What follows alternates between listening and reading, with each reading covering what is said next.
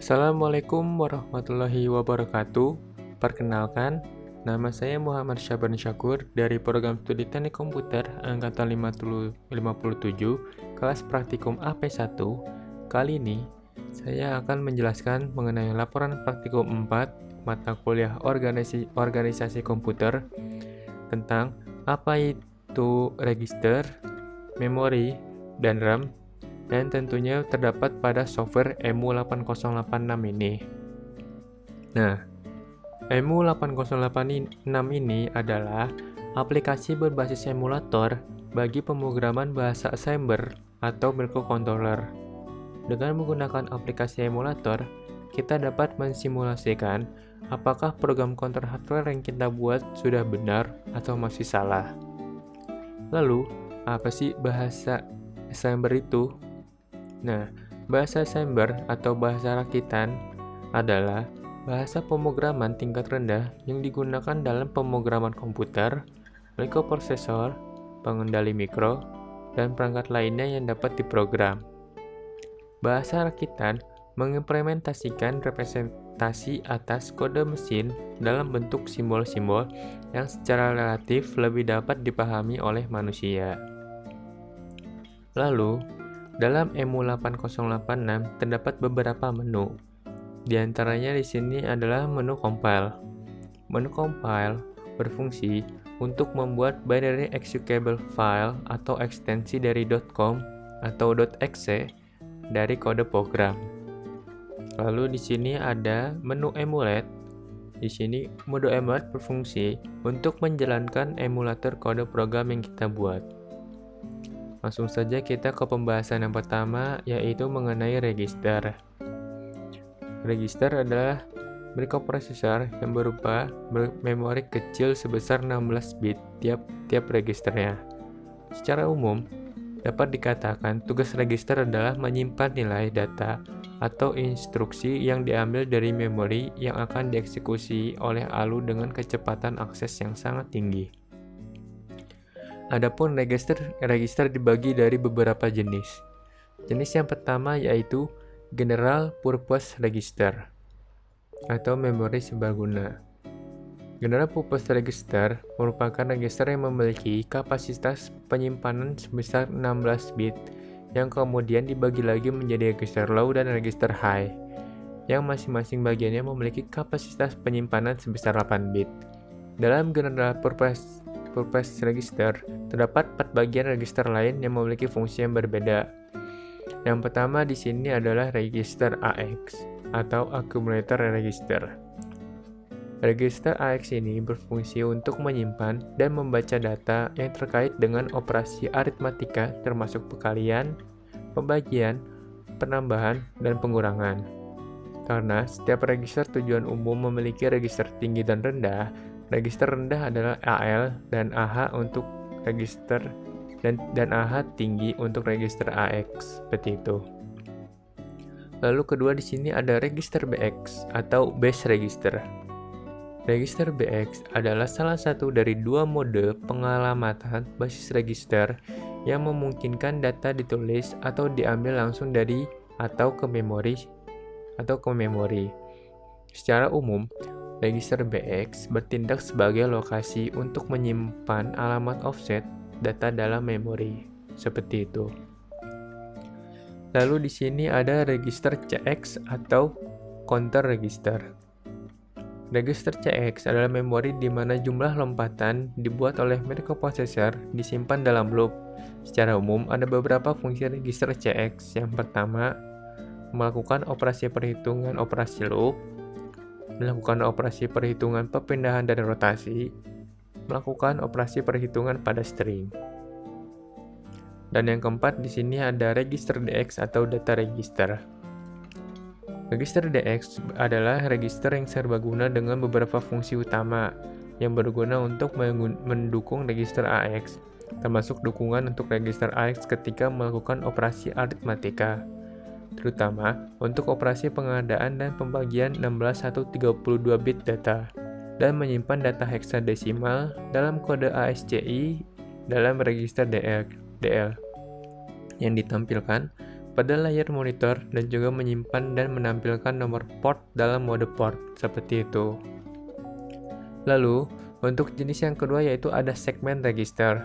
Segmen register merupakan register yang berfungsi untuk membuat alamat memori untuk data yang akan disimpan ke dalam register, sehingga mudah dalam pencarian dan pengaksesan data. Dalam mode operasi nyata, register segmen berada di dalam posisi pengoperasian mode perlindungan, sehingga data yang akan disimpan benar-benar terlindungi. Ada 4 bagian lebih kecil dari register segmen, masing-masing memiliki fungsi yang berbeda. Yang pertama yaitu segmen kode atau register CS.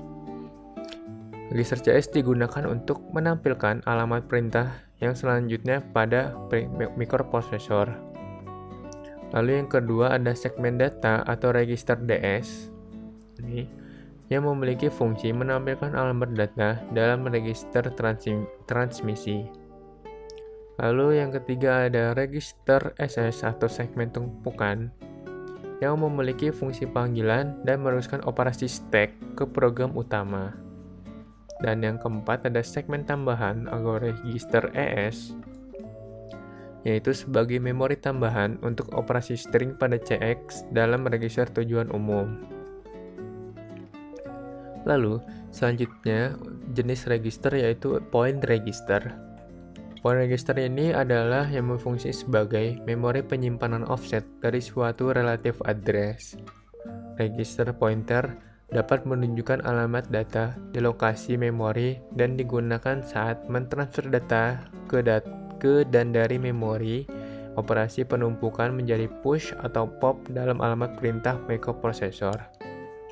Ada 3 jenis register pointer. Yang pertama adalah register IP atau instruction pointer yang berfungsi untuk menampilkan alamat perintah atau baris perintah dalam program.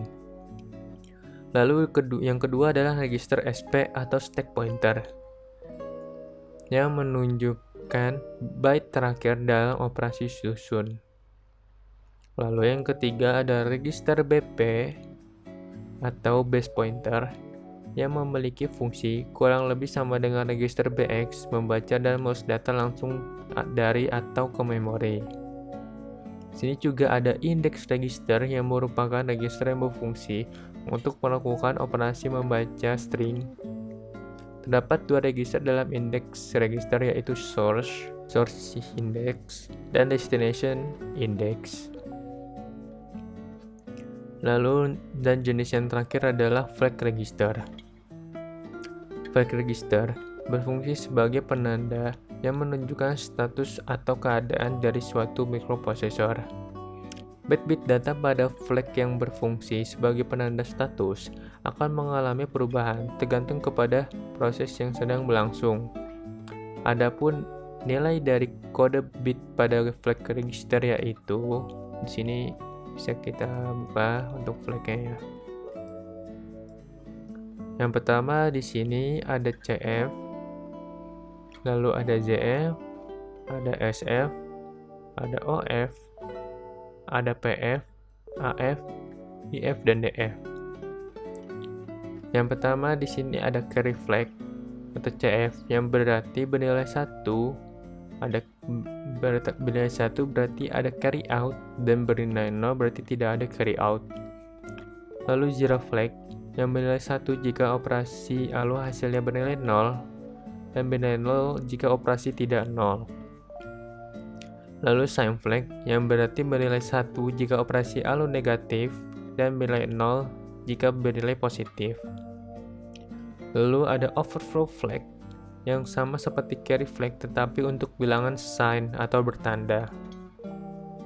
Lalu di sini ada parity flag yang bernilai 1 jika operasi ALU hasilnya genap dan bernilai 0 jika ganjil. Lalu di sini ada auxiliary flag yang bernilai 1 jika operasi ALU pada 4 bit rendah melakukan operasi meminjam bit sebelah kirinya dan bernilai 0 jika tidak. Lalu di sini ada interrupt flag untuk menandai pengaktifan interrupt bernilai 1 jika aktif dan bernilai 0 jika tidak aktif. Dan yang terakhir di sini ada direction flag. Dengan nilai 1 berarti cacahan turun dan bernilai 0 berarti cacahan naik. Baiklah, selanjutnya juga di sini saya akan menjelaskan tentang memori dan RAM. Mengenai memori merupakan sistem perangkat yang menyimpan data atau program pada komputer elektronik digital yang sifatnya sementara atau permanen. Cara kerja dari memori ini sendiri yaitu alamat dari setiap lokasi memori dipresentasikan dalam sistem bilangan heksadesimal. Lalu ada juga yang namanya RAM atau Random Access Memory. Untuk RAM sendiri, sebuah tipe penyimpanan komputer yang isinya dapat diakses dalam waktu tertentu, yang letak data tersebut terdapat dalam memori 8086. Perangkat RAM memungkinkan untuk mengakses data dalam urutan acak yang membuatnya sangat cepat untuk menemukan sepotong informasi. RAM digunakan dalam sistem komputer sebagai memori utama. RAM dianggap memori volatile yang berarti bahwa informasi yang disimpan hanya dapat diakses ketika ada daya. Jadi, RAM yang digunakan oleh Central Processing Unit atau CPU ketika komputer berjalan akan menyimpan informasi yang perlu digunakan sangat cepat, tetapi tidak menyimpan informasi secara permanen. Seperti itu. Baiklah, saya kira cukup untuk penjelasan saya mengenai register, memori, dan RAM. Sekian pemaparan dari saya, kurang lebihnya mohon maaf. Wassalamualaikum warahmatullahi wabarakatuh.